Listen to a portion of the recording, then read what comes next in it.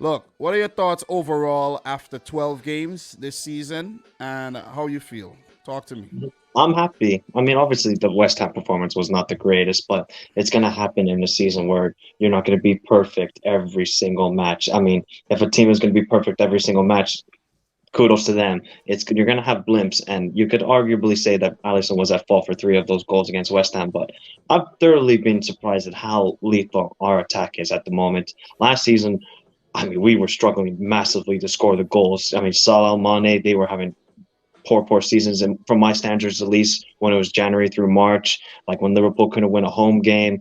But now it seems like our attack is the best in the world. Nobody wants to play our attack. Once we can get our defense sorted, and the midfield was fan. I mean, Fabinho, he was my man of the match. He was everywhere on the pitch. He stopped any Arsenal attack that was coming through. Yes, we're going to talk about Salah and these sort of guys, but Fabinho was excellent on the day against Arsenal. I'm happy. Champions League, we're already first place. We can rest guys on Wednesday against Porto, and we move on to next weekend. I cannot remember who we play next weekend for Liverpool, but it should be an So I easy think dub. it's Southampton. I think it's Southampton the last Okay, time I so checked, you know. okay, well that could be a tough matchup. We lost to them last year away 1-0. So and Southampton did lose to Norwich City 2-1. So maybe they'll come back with a little bit of vengeance on Liverpool. But I still Liverpool think will win that matchup quite convincingly, in my opinion. But I've been happy.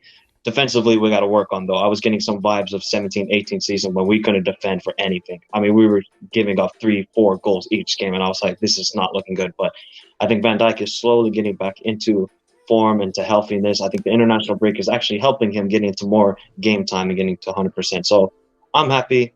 This is not a sprint, guys. This is a marathon to win the Premier League. You don't win it in November. If we won in November, Everton would have won the Premier League last season. This is a marathon. Talk to me in March and April about winning the Premier League title. It's just going to be a three-horse race. You can already tell there ain't no other Yeah, teams. yeah. Maybe West Ham, but that's about it. It's a three-horse race for the Premier League. It should be absolutely enthralling. Can't wait for it. Hopefully Liverpool win it. That's all I got to hope for. Well said, Mike. It's going to take a lot. I think it's going to take a fit Liverpool. It's going to take Liverpool to go into late December, early January, maybe early February, and deal with the fact that Salah and Mane won't be with the team. And hopefully for Liverpool, they come back fit because they could go down, go into Africa, and these guys could come back with injuries. You don't want that.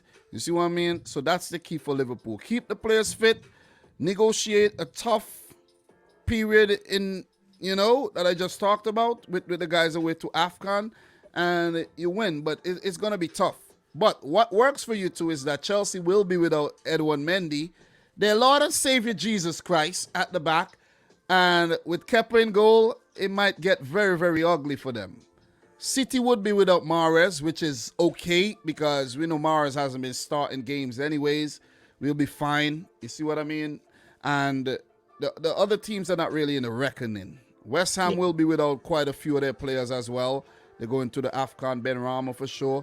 So, you know what I mean? Look, it's going to be a really, really good season. We are a third of the way through, and it's already shaping up. It's already shaping up to be a lovely season. It's been entertaining. We're watching Man United suffer. Both of our teams are doing well. Ole is now gone. I'm sad about that. We won't get the comedy in the league anymore. Look, just before you go, bro, you saw his interview that he did after the game, bro. This man Yeah, is this man is laughing and then say sorry about the smile there.